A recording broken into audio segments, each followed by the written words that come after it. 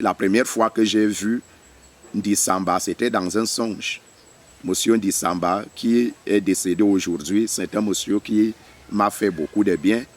Je l'ai vu dans un songe et Dieu m'a beaucoup parlé dans ce songe-là. Il m'a orienté et nous avons marché selon les orientations que Dieu nous avait données dans le songe. On n'avait pas les moyens pour que je m'inscrive dans une formation professionnelle. Entre-temps, ma mère m'avait déjà suivi. Donc, on était déjà ensemble dans la prière, dans la mouvance pentecôtiste, et on a prié ensemble.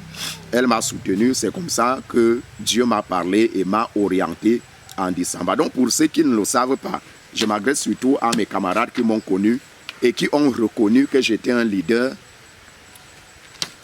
C'est Dieu qui m'avait demandé d'aller en Ndisamba. Et c'est en Ndisamba que toute ma vie a changé. C'est en Ndisamba que tout s'est passé dans ma vie à l'Institut Samba supérieur.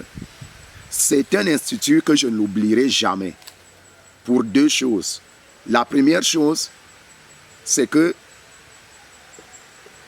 c'est Dieu qui m'a parlé de cet institut. C'est Dieu qui m'a recommandé là-bas. Dieu a été mon parrain pour l'Institut Samba supérieur. La deuxième chose, c'est que cette famille m'a bien accueilli. On n'avait pas les moyens. On n'avait pas toujours les moyens pour la scolarité. Et c'est comme ça que Madame Marie-Louise Ndisamba, Monsieur Raymond Ndisamba, Madame Marie-Claire Ndisamba et tous les autres ont eu à me soutenir pour faire le diplôme supérieur d'études professionnelles en banque, parce que c'est la filière banque que j'ai faite là-bas. C'est Madame Marie-Louise Ndisamba qui a payé mes dossiers. Je n'avais même pas fini avec la scolarité. Monsieur Raymond m'a aidé en licence et en master. Donc, j'ai eu des soutiens dans cette famille-là. Et dans cet institut, j'ai rencontré de vrais amis, des gens qui m'ont soutenu et qui ont cru en moi. Je parle à mon ami de tous les jours, monsieur Pomeric, qui est aujourd'hui à la Standard Chartered Bank. C'est un grand ami, c'est un grand monsieur, c'est quelqu'un qui est intelligent, qui est sage et avec qui je travaille pour les projets panafricains. En Ndisamba, mon leadership s'est développé. Je me rappelle un jour, notre procès d'éthique, le docteur Pang était venu un matin, un samedi, nous donner cours. Et il a posé une question particulière à tous les étudiants, à toute l'assemblée qui était là. C'était un cours de tronc commun, c'est-à-dire qu'il y avait banque, finance, comptabilité, ressources humaines, il y avait les DCEP et les BTS. On était nombreux. Il a posé une question et voici la question. Qui parmi vous a été suivi par ses frères par rapport à ses qualités, par rapport à son comportement? Est-ce qu'il y a quelqu'un parmi vous qui peut être suivi, qui peut être sérieux? Et puis, j'étais assis devant lui. Quand il a fini de poser cette question, toute la salle a dit Amougou. Et il a commencé à dire, il a dit Amougou, c'est qui? J'étais assis devant lui, il ne me connaissait pas. Donc, pourquoi mes camarades ont dit ça? Parce qu'ils m'avaient remarqué dans différents aspects, sous différents plans. J'étais populaire, je demeure l'un des étudiants les plus populaires de l'Institut Samba supérieur. Après moi, beaucoup d'étudiants m'ont cherché et voulaient même et travaillaient même avec mes copies parce que j'avais excellé en Ndisamba. J'ai marqué beaucoup de personnes par ma façon de vivre en tant que chrétien, par ma façon de vivre en tant qu'étudiant, par ma façon de vivre en tant qu'être humain. Je pouvais soutenir les gens, je pouvais les aider de manière spirituelle, intellectuelle et même sur le plan des conditions d'existence. Pas parce que j'avais trop de moyens, mais parce que on pouvait quand même donner à manger à celui qui avait faim, ma soeur et moi, qui étions là. Donc, dans la vie, il faut avoir une expérience. Les difficultés que vous rencontrez ne doivent pas vous amener à échouer dans la vie. En Ndisamba, j'ai pu développer un leadership, j'ai pu développer des compétences. Je craignais un peu quand il est arrivé que je fasse banque, parce qu'en réalité, je suis allé faire expertise comptable, mais ma mère n'a pas voulu. Et Et je ne sais pas comment elle a fait en sorte qu'on me dise que l'expertise comptable ne fonctionne pas parce que même si l'expertise comptable n'ouvrait pas, il y avait quand même la finance comptabilité, il y avait la comptabilité et a fait en sorte qu'on me conseille en banque. C'est vraiment Dieu qui m'avait orienté par elle. Je ne sais vraiment pas ce qui s'est passé à ce niveau-là. Quand j'arrive dans la formation en banque, il y a cours de littérature, je commence à craindre par rapport à mes soucis, par rapport à mes lacunes en langue française. Et puis quand j'entends encore qu'ici on soutient, on rédige les rapports, on rédige des projets, le crack monte. Et quand j'ai appris cela, j'ai dit non, Amougou, il faut travailler. Le monde ne sera pas facile pour toi. Cherche à relever ce défi. C'est comme ça que j'ai commencé à lire, à acheter des journaux, à lire des livres. Et c'est ça qui m'a amené à avoir un esprit transdisciplinaire. J'ai commencé à lire en informatique. Généralement, je faisais des choses qu'on ne voyait même pas en classe. C'est quand on devait composer que je m'intéressais un peu à mes cours. Je lisais des choses qui n'avaient rien à voir avec ma formation. Ça m'a donné une culture générale solide. Et c'est comme ça que j'ai rédigé, soutenu avec brio en BTS, en licence et oui, jusqu'en licence. Et en cycle master et même en licence, j'avais toujours certains camarades qui se moquaient de moi, pas des fautes que je commettais. Je me souviens, en licence, je me souviens d'un enseignement, le docteur Rona, qui avait l'habitude de se vanter, disait que la modestie, c'est une preuve. La modestie est une preuve de faiblesse, qu'en réalité, on devrait être pédant dans la vie parce que la pédanterie relève de la compétence. Il avait étudié en France, il a eu son doctorat là-bas. En licence, il nous donnait un cours, je ne sais pas, sur la rédaction des rapports, sur quoi. Et j'ai rédigé, nous donnait des exercices. Et il m'avait reproché, une fois, ça m'avait blessé. Mes camarades se sont moqués de moi, tout le monde a ri. Mais cela ne m'avait pas empêché de regarder ce que j'avais à regarder. Je devais regarder le monde et me dire, Amougou, le monde a besoin de toi. Tu dois te battre pour réussir. Et c'est comme ça que je me suis mis au travail. Je me suis mis au travail et Dieu m'a permis, dès le 12 mars 2014, j'ai commencé à écrire mon premier livre intitulé « La fatalité est-elle une réalité ?» Donc, l'existence naturelle, l'existence est une organisation rationnelle. La fatalité est-elle une réalité? L'homme est-il innocent? C'est un livre que j'ai commencé à écrire le 12 mars 2014. Pendant que j'écrivais mon livre, donc, j'ai commencé, en tout cas j'ai continué à lire, à beaucoup lire, à être vraiment une boulimie du savoir. J'ai lu, et le même enseignant nous a tenus en Master 1. Et il nous entraînait toujours dans la rédaction des comptes rendus, des rapports et des documents professionnels. Pardon. Et il nous donnait toujours les mêmes exercices. Et une fois, il nous donne donc l'exercice, chacun écrit. Et il lit pour tout le monde et il lit mon exposé.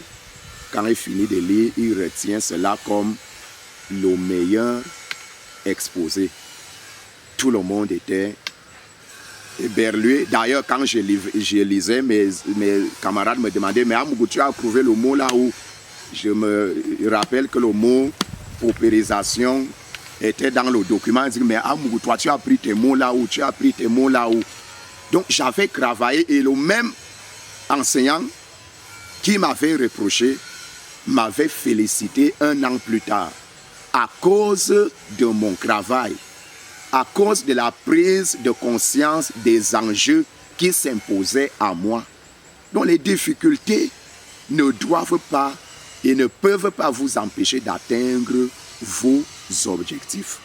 L'Afrique a besoin de vous.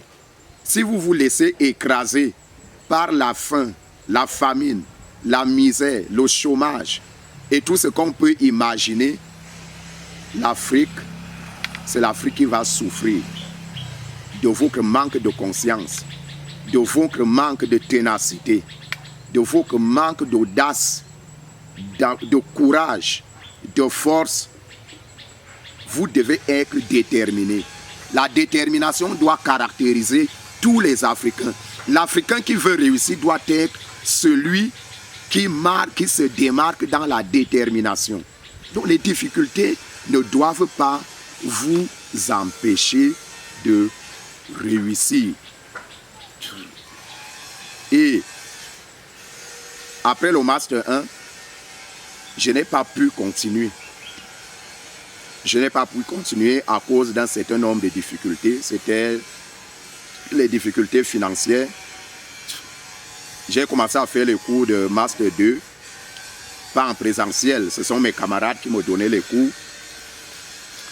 Mes camarades me donnaient les cours et un monsieur m'avait promis de m'aider pour que je puisse certifier mes connaissances en banque. Je faisais un Master 1 en banque, un Master 2 en banque.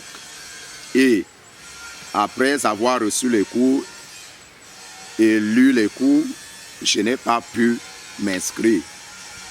Donc, ces connaissances que j'ai engrangées sont restées à moi. Mon projet de mémoire est d'ailleurs devenu un livre que j'ai publié en 2017 intitulé « Le développement en réseau pour une émergence sur des économies en voie de développement et du progrès social ». Donc, vous voyez, mes travaux sont toujours ou étaient toujours orientés pour la cause de l'Afrique. J'ai voulu faire un autre master pour compléter mon master en management parce que je rappelle que j'ai une licence en banque et nouvelles technologies et en master 1, c'est le tronc commun qu'on fait. Les banquiers, les gestionnaires et tout le reste, nous faisons un tronc commun et quelqu'un pouvait décider, l'étudiant avait le choix de décider de l'option qui devait être inscrite dans son relevé.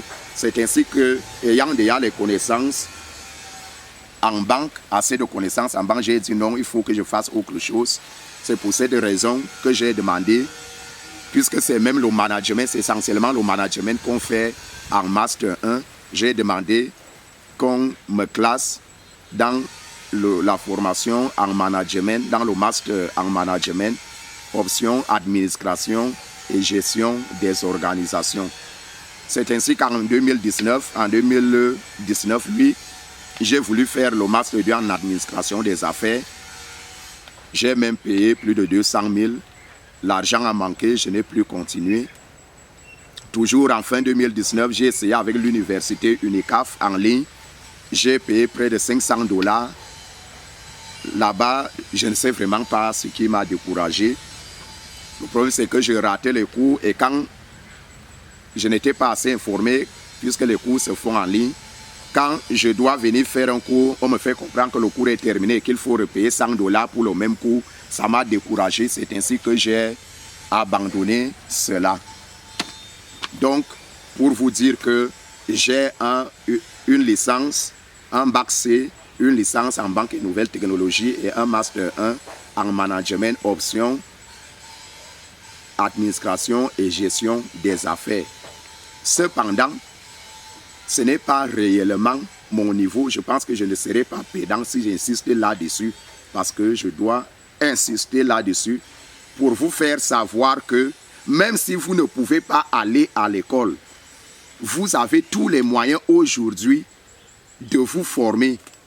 Moi, je suis un autodidacte et je prie vraiment que l'autodidactie soit également votre partage et qu'elle vous amène à vous exceller dans plusieurs domaines. Je n'ai pas eu les moyens de continuer dans le cycle classique, mais cependant, depuis 2015, je mène des recherches pour le développement de l'Afrique. Depuis 2015, j'ai publié une dizaine de livres. Il y a une vingtaine de livres qui ne sont pas publiés parce que j'ai abordé une quarantaine de titres.